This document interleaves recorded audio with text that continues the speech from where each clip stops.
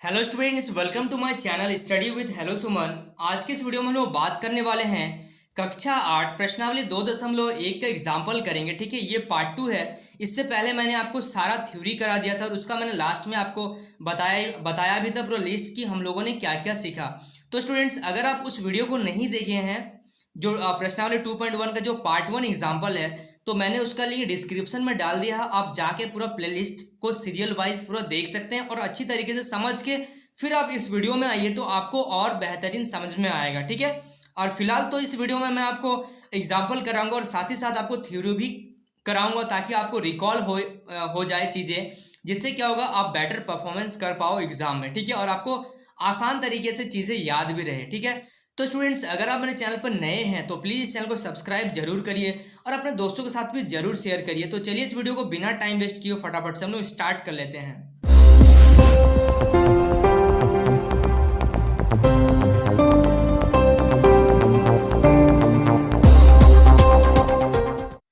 तो देखिए, first example क्या बोला जा रहा है, निम्नलिखित में से किन किन वर्ग संख्या के इकाई अंक 1 है। तो मैंने आपको बताया था कि इकाई अंक हम लोग 1 कैसे पता करेंगे, तो उसमें एक कंडीशन था। तो मैं यहाँ पे लिख दे रहा हूँ उस कंडीशन को। जिस संख्या का इकाई अंक क्या होगा, इकाई अंक 1 या 9 हो, ठीक है, तो उसके वर्ग का इकाई अंक क्या होगा, 1 होता है। क्लियर है। अगर कोई भी नंबर हो यहाँ में से, अगर उसका इकाई अंक 1 या 9 है तो उसका वर्ग का इकाई अंक क्या होगा, 1 होगा। तो चलिए इसको अभी देखते हैं हम लोग। तो ये देखिए, यहाँ पे इसका इकाई अंक 1 क्या है, 3 है, 1 तो नहीं है और 9 भी नहीं है, तो इसका इकाई अंक क्या होगा, इसका स्क्वायर का इकाई अंक 1 नहीं होगा, ये भी नहीं होगा। अच्छा, यहाँ पे देखिए 9 है, इसका मतलब क्या हो जाएगा, इसका इकाई जो इसका अगर हम लोग जब वर्ग निकालेंगे तो इसका इकाई अंक क्या होगा, 1 होगा। एक क्या होगा इसका इकाई अंक वर्ग निकालने के बाद। उसके बाद ये देखिए, यहाँ पे इसका इकाई अंक में क्या है, 1 है, तो ये भी हो जाएगा। जब 491 का आप लोग वर्ग निकालेंगे तो इसका इकाई अंक जो होगा वो क्या होगा, 1 होगा, और ये 17 का नहीं होगा। तो इसमें से दो क्वेश्चन हम लोगों को ऐसा मिला, 39 और 491, जिसका इकाई अंक हम लोगों को, इसका अगर आप स्क्वायर करेंगे, फोन से कर सकते हैं आप लोग, ठीक है, कैलकुलेटर का यूज करके, और चेक कर सकते हैं क्या वाकई इकाई अंक इसका 1 आ रहा है या नहीं आ रहा है। क्लियर है। चलिए, so students please note down this question. देखिए, सेकंड नंबर एग्जांपल को देखिए, निम्नलिखित में से कौन सी वर्ग सम संख्या है और कौन सी विषम संख्या है। तो इसके लिए भी मैंने आपको बताया था, अगर हम लोगों को पता करना हो कि ये जो वर्ग है वो सम है या विषम है, उसके लिए क्या करना पड़ेगा कि ये जो नंबर देखना पड़ेगा, इसका इकाई अंक चेक करना पड़ेगा। अगर इकाई अंक, क्या बोला मैंने, अगर इकाई अंक सम है तो उसका वर्ग क्या होगा, तो वर्ग होगा सम। फॉर एग्जाम्पल, 1 का स्क्वायर 1, 2 का स्क्वायर 4, 3 का स्क्वायर 9। अगर इकाई अंक सम है तो सम मिलेगा, अगर विषम है तो विषम मिलेगा। क्लियर। तो इसमें से बताना है कि किसका किसका सम है और किसका किसका विषम है। तो देखिए, यहाँ पे अगर हम लोग बात करें 23 का स्क्वायर और 21 का स्क्वायर, इसमें क्या मिलेगा हम लोगों को, ये हम लोगों को मिलेगा विषम संख्या। ये दोनों क्या है, विषम संख्या है, इसका जो वर्ग होगा वो विषम आएगा। और 34 का स्क्वायर और 56 का स्क्वायर, 34 का स्क्वायर और 56 का स्क्वायर, इसमें क्या आ जाएगा, हम लोगों का वर्ग जो आएगा वो क्या होगा, सम संख्या होगा, सम संख्या होगा। क्लियर है। चलिए, so students please note down this question. चलिए, अब देखिए एग्जाम्पल थर्ड, निम्नलिखित संख्याओं के वर्ग में शून्यों की संख्या कितनी होगी। तो मैंने आपको बताया था कि शून्यों की संख्या कैसे निकालेंगे। जैसे यहाँ पे 30 दिया गया है तो इसका वर्ग करेंगे, तो 30 का वर्ग अगर करेंगे तो यहाँ पे हो जाएगा 30 गुना 30। तो यहाँ पे देख के बता सकते हैं कि शून्य कितना है, 2 है। तो यहाँ पे लिखेंगे 30 का स्क्वायर में 2 शून्य होंगी, 2 शून्य होंगे। क्लियर है।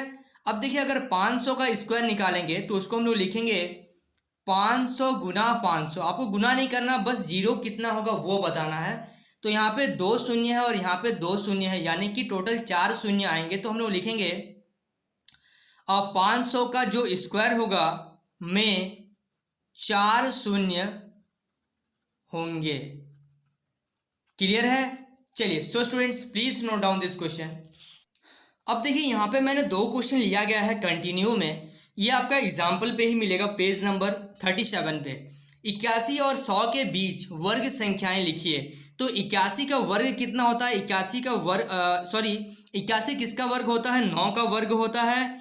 और 100 किसका वर्ग होता है? ये 10 का वर्ग होता है। तो हम लोग लिख सकते हैं 9 का वर्ग बराबर 81 और 100 का वर्ग बराबर 10 का वर्ग बराबर 100। तो और 9 और 10 जो है, 9 और 10 दो क्रमागत प्राकृतिक संख्या है, प्राकृतिक संख्या है और उसके वर्ग क्रमशः क्या है? 81 और 100। क्लियर है। उसके बाद देखिए 60 एवं 120 के बीच की पूर्ण संख्याएं बताइए। तो पूर्ण वर्ग संख्याएं बताना है हम लोगों को 60 और 120 के बीच में। तो देखिए 60 किसी का स्क्वायर नहीं होता है। तो अगर हम लोग बात करें नियरेस्ट में अगर हम लोग बात करें तो ये हो जाएगा 7 का स्क्वायर से ये बड़ा होता है। 7 का स्क्वायर कितना होता है? 49 और 8 का स्क्वायर होता है 64। तो हम लोग इसका स्मॉल वाला लेते हैं जो छोटा हो इससे। तो ये 7 का स्क्वायर से क्या है? ये बड़ा है। और 120 जो है, और 120 जो है 11 का स्क्वायर होता है 121। 121 से क्या है? छोटा है। तो हम लोग क्या बोलेंगे? तो यहाँ पे हम लोग क्या लिखेंगे? बहुत ध्यान से देखिए। अतः 60 से 120 के बीच, ठीक है, पूर्ण वर्ग संख्या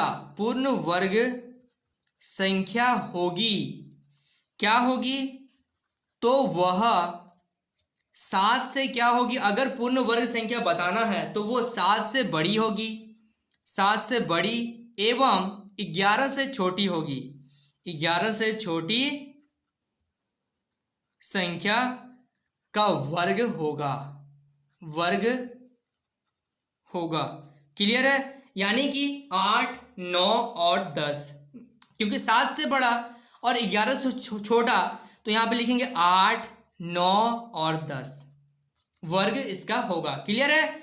चलिए so students please note down this question. चलिए एक और क्वेश्चन देखिए। इसी प्रकार 26 से 32 के बीच पूर्ण संख्याएं बताना है। तो 26 क्या है?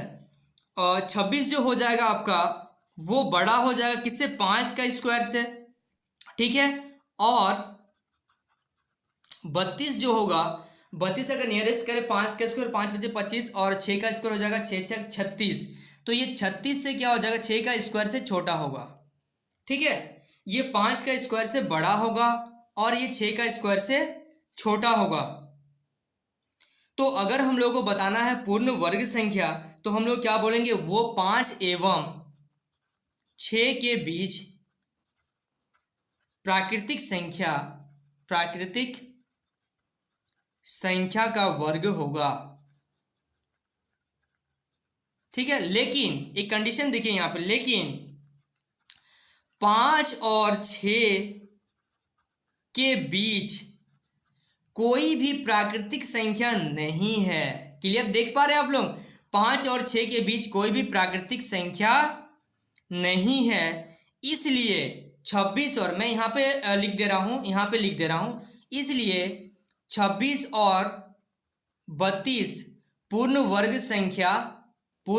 संख्या क्या नहीं होगी। क्लियर है। तो ये 5 और 6 के बीच कोई भी प्राकृतिक संख्याएं नहीं आ रही है, इसलिए 26 और 32 जो होगा वो पूर्ण वर्ग संख्या नहीं होगी। क्लियर है। अब इसी से रिलेटेड यहाँ पे एग्जाम्पल में भी क्वेश्चन दिया गया है। ये है एग्जाम्पल 4। यहाँ पे हम लोग का एग्जाम्पल एंड हो जाएगा। नेक्स्ट वीडियो में हम लोग चैप्टर को सॉल्यूशन करेंगे। ठीक है। तो देखिए उदाहरण 4 में क्या बोला गया है? दी गई संख्याओं के बीच पूर्ण वर्ग संख्याएं ज्ञात करिए। तो ये देखिए 28 है और 42। तो 28 का अगर बात करें तो ये 5 के स्क्वायर से बड़ा होगा, और 42 का अगर बात करें हम लोग, और 42 क्या हो जाएगा, ये आपका 6 छक 36, 6 से बड़ा हो जाएगा, या फिर 7 से ये छोटा हो जाएगा, ये भी बोल सकते हैं। तो यानी कि हम लोग बोलेंगे ये 5 एवं 7 के बीच का प्राकृतिक संख्या होगा। तो यहाँ पे हम लोग को देखिए कैसे लिखते हैं, इसको बहुत ध्यान से देखिए। 28 से 42 के बीच, ठीक है, कि पूर्ण संख्याएं, पूर्ण वर्ग संख्या 5 एवं 7 के बीच की प्राकृतिक संख्याओं का वर्ग होगी। और 5 एवं 7 के बीच सिर्फ क्या आ रही है, 6 एक प्राकृतिक संख्या है। यानी कि 28 और 42 के बीच में एक स्क्वायर बनेगा, वो हो जाएगा आपका 6 का स्क्वायर बराबर 36। तो यानी कि हम लोग बोल सकते हैं कि 28 और 42 जो है एक पूर्ण वर्ग संख्या है। अब देख लेते हैं 123 और 140 का क्या करेंगे। तो 123 होगा, ये आप लोग करिएगा, ठीक है। 123 जो होगा वो हो जाएगा आपका 11 का स्क्वायर से बड़ा, 11 का स्क्वायर होता है 121, और 140 जो होगा वो छोटा हो जाएगा 12 का स्क्वायर से, 12 का स्क्वायर होता है 144। तो इस तरीके से आप लोग लिखिएगा कि 11 एवं 12 के बीच कोई भी प्राकृतिक संख्या नहीं है। तो अतः हम लोग बोल सकते हैं कि 100, यहाँ पे मैं ही लिख दे रहा हूँ, छोड़िए आप लोगों को, क्या आप लोग करेंगे नहीं फिर। 11 एवं 12 के बीच कोई प्राकृतिक संख्या क्या है, नहीं है, ठीक है, कोई भी प्राकृतिक संख्या नहीं है। अतः 123 एवं 140 के बीच कोई भी पूर्ण वर्ग संख्या नहीं होगी, कोई भी पूर्ण वर्ग संख्या नहीं है। क्लियर, समझ पा रहे हैं? चलिए, so students please note down this question.